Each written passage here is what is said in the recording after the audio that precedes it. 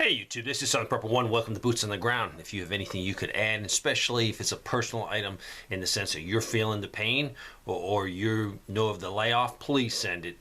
This is important to get people to understand that the economy is getting worse. And in the last week or two, I've been getting a lot more bad information than good information. So if you have anything to send and have anything to share, I know other people would greatly appreciate it. southernprepper1@yahoo.com. southernprepper1, just the number 1 at yahoo.com. Let's get right into it. I live in Phoenix, a city of over 5 million, with my wife and 2 sons. One of them is the older son that had to move back just because it's such a hard time out there and he couldn't make it on his own. I'm a handyman. My wife works for a local school district. Although I worked all through the lockdown, this year the demand for my services has declined to a point that if I want to keep putting food on the table, I have to subsidize my income. Now remember, this is a handyman, and if people aren't using handymans, they're putting off things that are breaking or small projects. While going through our plan to bug out and check all my provisions, it occurred to me, my younger son, that if the grid is down, there won't be anything for him to do to pass the time. With that thought in mind, I came up with an idea to make something that would fill this void. I compiled 24 games of dice that the whole family could enjoy. I made it waterproof and easily read by anyone. After about a month of figuring all the details, I was finally able to put it on eBay in hopes of making a few dollars to offset my decline in income. So I'm going to leave the link to it. So this is my small business shout out. I looked at it on eBay. It looks really cool. It looks like something that would be able to put in a bug out bag, put in your suitcase, and take it and occupy a lot of people. So it's called, his eBay handle is Old Dice Games, and I'll give you a link. Go check him out. And I applaud him. If you're facing layoffs, or a lot of people, I've got so many people saying they're getting no more overtime and they're actually not working a full 40. They've been cut to 32 or 30. That is a problem. So check him out and see if you could support him in his efforts. This is from North Carolina. Credit card. The average North Carolinian has $7,000 balance on credit cards. And interest rates are the highest they've been on credit cards in over 30 years. Showing here that the numbers are like 24% for a new card, 22% for your existing cards. So at this rate, some people will never be able to get out of this debt. So be very careful if you use your credit card. The total U.S. credit card debt is $1.03 trillion. They've said it's risen 175 billion nationwide since the fourth quarter of 2021. So people are trying to maintain their lifestyle using their credit card. Now, some legitimate bills, if a car breaks down, you got to fix it because you got to go to work, you got to take the kids to school. Now is the day to take your budget, look at it, cut out everything. I mean everything. Get rid of cable. Get rid of things you don't need. Please look at all your subscriptions for any services or any magazines. If you don't absolutely need it, today is the day to make these corrections and become bare bones. This is involving Mitchell Gold and Bod Williams, and it is a furniture manufacturing plant. Excuse me. Yesterday, the bank seized the company, and I'm sitting here waiting on the email that will be shared with over 700 people that no longer have a job. Luckily, I've tried as best I can to prep, so I have food for at least 6 months. All my debt I've paid off, but all my savings is gone. Been living on it because my pay has actually gone down. It seems like everyone else, it's like everyone else's problem, but now it's my problem. My understanding is that they tried to negotiate with the bank, but the bank said no. So this is a Taylorsville furniture company. It's closed down. They put signs on their plants. I think this is in North Carolina. So it's a huge hit to the local economy here and a huge hit to people that have been laid off because of this. The person that sent me this also said that they're not going to be able to go get a job because all the furniture makers are slowing down. So hopefully this person can get a job very quickly. If you've noticed that the BRICS nation, 6 of the world's 9 top oil producers, 6 out of 9 are in bricks, and they're the top oil producers. That should scare you. The East Texas area has been issued an advisory to make sure you have a plan for the recent wildfires. And this is a very dry area. They went over having a bug out bag, having important documents. So remember, be ready for an emergency ever. And with the drought conditions where you are and fires, you need to be extra vigilant. Dave, I've been putting in hot water heaters for almost 30 years. Yesterday I had to go to 3 different stores to find a particular style that no one had, and they needed an expansion tank. They said September they'll be available. Luckily, I found one in a mom and pop hardware store. It was their last one, and I told them I couldn't find them at the big box stores. Once I opened the box, I found out that the instructions were written in Kuwaiti, and South Africa or South Arabia. So foreign languages, no English. I've never had this happen before, and I'm in Raleigh, North Carolina. Raleigh, North Carolina is a big city. This person said, "Hello, I'm a medical assistant at a small urgent care in northern Mississippi City. Over the last 3 weeks, we've seen cases of COVID go up every day. I'm not sure if it's a new strain of COVID or a return of the old.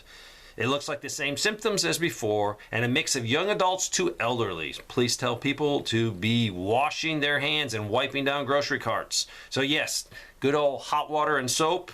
And if you don't have hot water and soap, at least use something germ killer, alcohol based, and get your hands as clean as possible.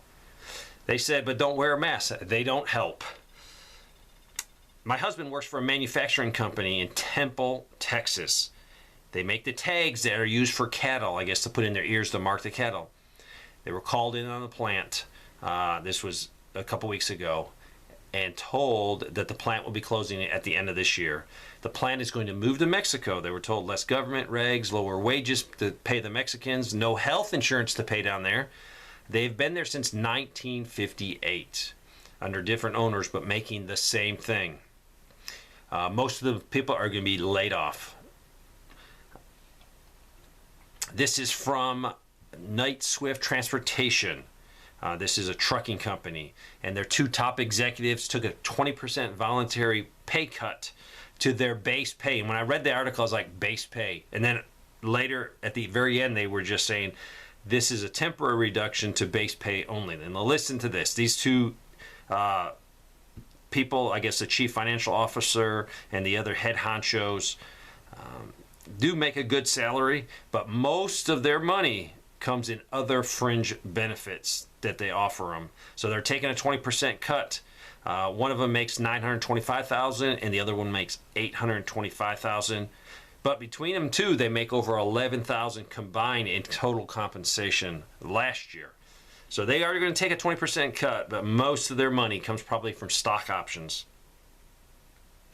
This person says, Southeast Arizona, unleaded has just gone up from $3.85 to $4.09. This person, some of this information comes from my wife, who works directly for, I'm just going to say, a VA hospital.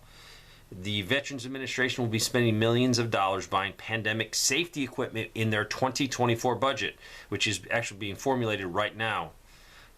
Also, the VA listed job openings for safety protocol officers in the coming months for people who have an infectious medicine background. This person says, I'm an avid label reader at the grocery store. I've noticed the labels on the cans and jars of every product that I've read has an expiration date of only a few months. Labels from earlier times would go out for a year in some cases. It's August, and a lot of the things I can only get to be March of 2024. So what is happening? Is this just old inventory they're trying to use up, and then we'll get new supply in? Will the new prices, or will the new products have increased prices? Is this going to be causing more inflation? I don't know, but I have noticed that when I look on a can or jar, I look for the furthest date out on the Best Buy. Rite Aid, the pharmacy, is preparing to file for bankruptcy in the coming weeks, and this is because of the lawsuits against them for their hand in the sale of opiates. Their share of the pharmacy closed down 51%. It's down to 71 cents. This person says, I have a friend who owns a shipping business, and they've had it for about 10 years now. They sell a variety of small shipping containers, plastic and cardboard containers. They're a small business. I saw him in mid-June. I have not seen him for a while. He told me that from January to June, they have sold as much merchandise as they've done in all of last year. He said everything was going gangbuster. I was impressed because I told him I understand that shipping was slowing down. He said their business was booming. Move forward a few months. I ran into another friend who works for the same company. He said he was laid off. He's a part-time employee. He says he has not worked for the 3 weeks at that time. This last week, my friend who works at the company came to tell me that the business was not doing well in the second half of 2023. All full-time employees were put on 3 days a week. All part-time employees were let go. And they wouldn't call them back. They would call them back if work picked up. He confirmed that the business has done so well in the first 6 months of 2023, but now it is a totally different story. This is from a person that noticed shortages of diapers, size 6, and they say it's a national issue. So if you need diapers, make sure you have them in case there is a shortage. This person says, I pay my auto insurance every 6 months and received my renewal notice yesterday. It's been increasing in cost for the last 2 years. No surprise. However, there's something new about this one. For years, I was able to give the option to pay in full or just for 3 months at a time. Now this time, you have to pay in full. No partial payments, so 6 months. Our region had a huge lightning storm last night, and this was a couple nights ago. Some areas actually got rain too, which is not super common in the summer, and he's in Oregon, I believe. Tons of strikes and several new wildfires. So they have some fires in his area, not too close to him, but pray for the people out there that have the threat of a fire burning all your possessions up. And that is a real threat. I went through that about four years ago. When the mountain behind me was totally on fire and I had hot ash falling on my house. So it is not a good feeling. This is the craziest thing I'm going to read you probably today. I'm not going to tell you the school district or the town because it involves law enforcement and I don't want to put people or the school district in danger. But this is coming from Minnesota. Minnesota changed one of their laws. And a recent change in the law has been interpreted by legal counsel to remove the standard law enforcement authority of officers contracted by a school district or assigned to work in a school.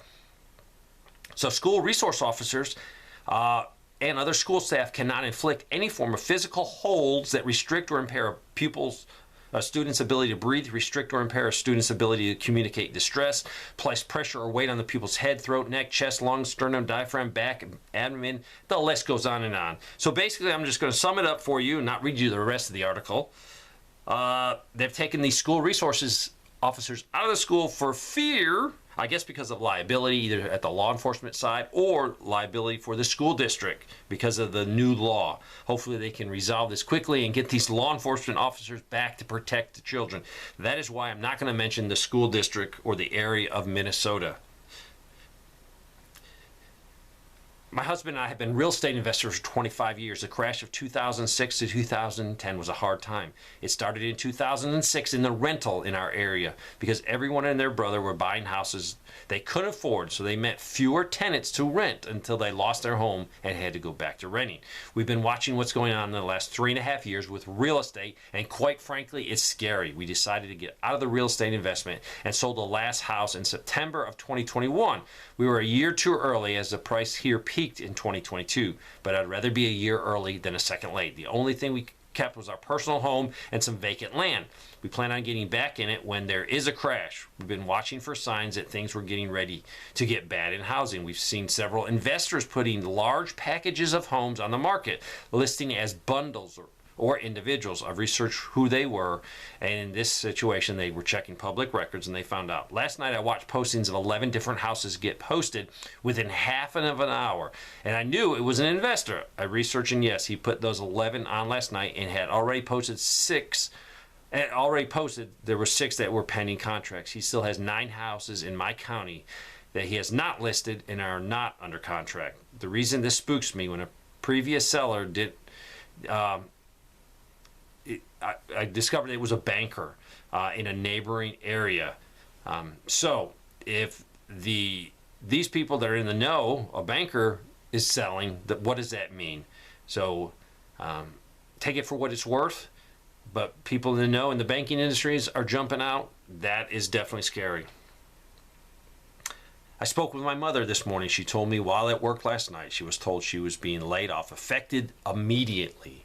She is 63, living in southeastern Missouri, and has worked in this factory for over 20 years.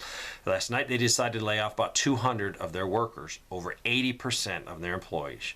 She told me that the plastic factory not far from her town just recently closed, and that a chicken factory about 30 miles from her town also closed. A lot of people in that area are now looking for work and are desperate. With so many factories closing, there just isn't enough jobs for everyone to take. It's really sad to hear about so many people struggling from an area I grew up in. Please pray for this community. I'm going to stop now, but I have many more to cover, and I'll cover those tomorrow. I have seen a huge increase in people saying their jobs are not secure, and they're very, very scared. The only thing we can do is just prepare, pray, make wise financial decisions, and get out of debt. If you got something that you're making a payment on and it's not something you need, try to sell it now, because as you go along, if the economy deteriorates more, it's going to be very hard for you to sell it at what you want to get for it. But on the flip side, if you're sitting on large amounts of cash, you will get some great deals. It could be on boats, it could be on cars, it could be on land, it could be on houses. So don't sit around and moan and groan. Come up with a plan. Just like this guy did with the dice. He's trying to do something to generate some income. Thanks for watching.